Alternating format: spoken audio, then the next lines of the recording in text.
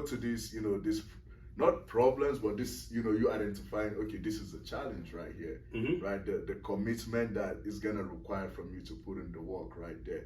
So I really want to emphasize on the commitment level right there. Right? So what does that commitment look like? Like for me to be like, boom, I'm gonna commit to, fixing or especially when it comes to mental, right? Man. A lot of the stuff that will bottle and close and just throw away, to revisit them, right? Because that was one of the stuff I did, when during my therapy sessions, right? Yeah. To revisit them. Some I didn't even know.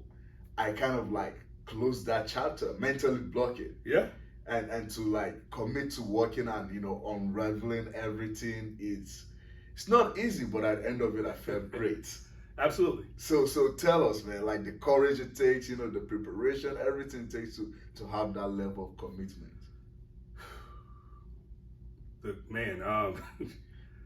Great question. And how can I? Y'all see how hard it is for me? It's not really hard for me to answer the question, but you see, like I'm going through a process in my mind, right? Yes. Perfect example.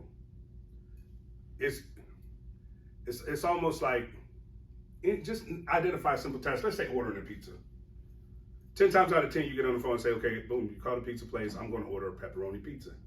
By the time you get off that phone, I guarantee you just did not order a pepperoni pizza. And I guarantee you it probably took you longer to identify what it is that you wanted, because in the midst of this, there's so many questions that pops up. Yes. So it's the courage that it takes to just getting help, reaching out.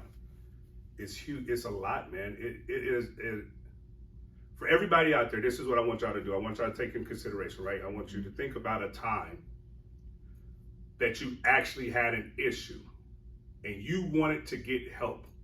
I don't even have to explain it. I just want you to picture that moment right there. Hold it. It's that right there. You know exactly what I'm talking about. The point where you picked up the phone, but then you danced behind picking up the phone. Like, I wanted to pick up the phone. I wanted to make the call because I wanted to have the conversation with the person. But I thought about all the things that the person might say to me. I thought about all the things that might come into play. So I decided, you know what, I'll just call him tomorrow. And then tomorrow came magically, thank God. And then we say, you know what, no, don't worry about it. I figured it out, but you really didn't figure it out. Yeah. That situation right there, that's how hard it is. That's how much courage it takes to actually reach out to somebody or to actually get help. Wow. I think I answered that question. Yes, you did. You did. I love the example, the analogy. I love this conversation. I love, Oh, it's great, man. I love it. Especially when you were talking right there about, when you pick up the phone, try to call someone and you drop it. I felt that. In my heart because, immediately when you said that, this, what came to my mind was the criticism, right? As men, we don't like when you try to seek for help, the first thing that comes is the criticism. What they're gonna say about me. What they're gonna think about me. Wow. How they gonna feel about me? All right, I'll give you extreme moment of vulnerability. I had a very traumatic situation happen to me, right? While I was in the Marine Corps. And I sat in my barracks room and I tried to deal with it. I was like, dude,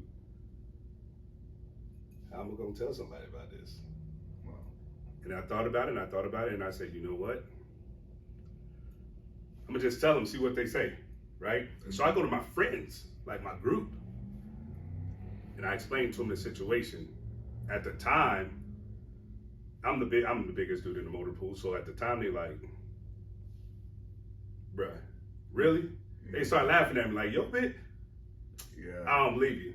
Yeah. And you outside, you laugh it off. We all had those issues, right? Yes. Where you try to tell somebody, you have that vulnerable moment and everybody laughing. It's like, yeah, man, nah. Yeah, I'm just playing. I just wanted to see what y'all was going to say. And instantly, now I know I can't be vulnerable with them because that criticism, right? Yes. And a lot of people look probably and say, well, that's not criticism. It is. It's a form of criticism, and it's a form of not being accepted. So and the thing that we do amongst men, right? Yes.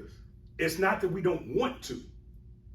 Every man, I guarantee you, every man, I don't care where you at, I don't care where you go, in the toughest of cities, in the toughest of areas, because we've developed these things, right? We developed these organizations, some people call them gangs. Yeah. We develop all these things that men become a part of, and we just want to be around like-minded individuals. That's what we tell ourselves, but there has to be a certain type of bravado, right? Yes, yes.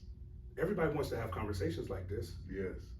But men, we are so to the point where, first and foremost, we're lost. We don't know how because we've never seen it.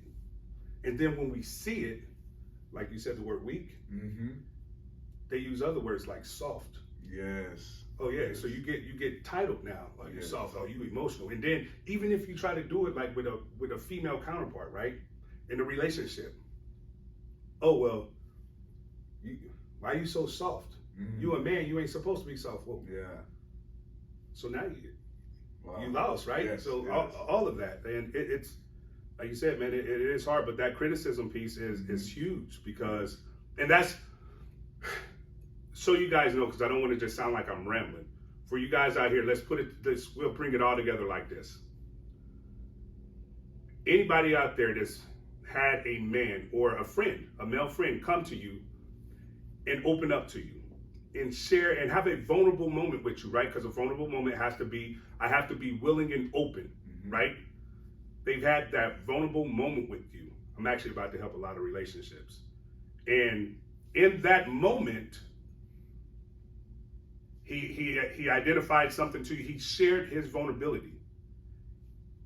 And he trusted you to respond in a manner that was going to help him out.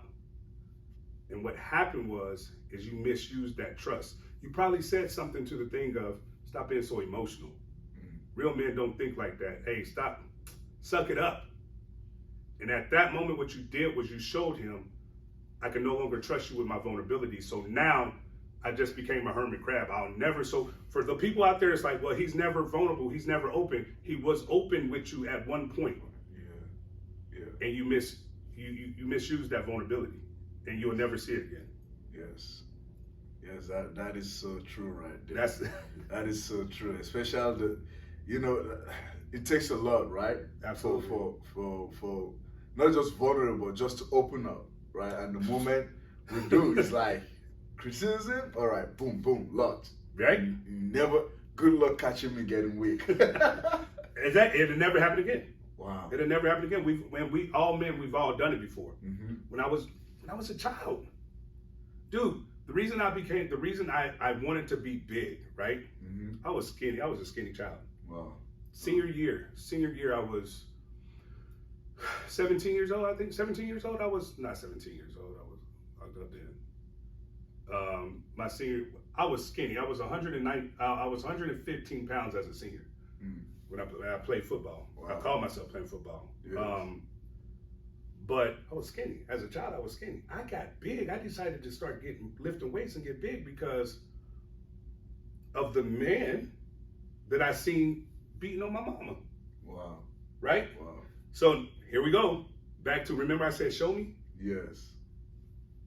What does a man look like? And as a young man, I'm stuck looking at what does a man look like, because the man I'm seeing, well, this one is beating on my mom. Yeah. These ones over here are selling drugs. These ones over here are doing everything but the wrong thing. So should I follow that? And that's usually what we do. We follow the lead of what we see in front of us. Yes. So that's why I was like, I'm gonna get big because I don't want nothing to never ever happen to me. Wow. And then I got big and still baby, still a child, still a grown man looking for another man to follow, because I know my dad now, like we have a relationship, but I never had that childhood relationship, right? That intimate relationship that a young man desires to have with his father. Yes.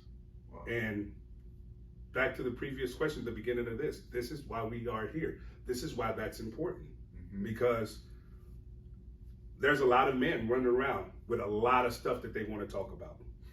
It's a lot of men out there. Somebody watching this right now, it's something that you want to talk about. It's something. And you're like, how do I start? It's simple. Think about what it is that you want to talk about. And what I want you to do is I want you to identify find that one man, that one guy. I don't care who he is, where he's at. Find that one guy that you feel you could talk to. And take a chance, right? We talked about the word courage. Take a chance, right? And if you don't believe in anything, believe in God, right? Just have faith that for some odd reason, it's going to work out. And that's it. And just, hey, reach out to him. Hey, look, I got some things I want to talk about. And if you don't have that person, you got Elijah, you got myself. Yes. Reach out.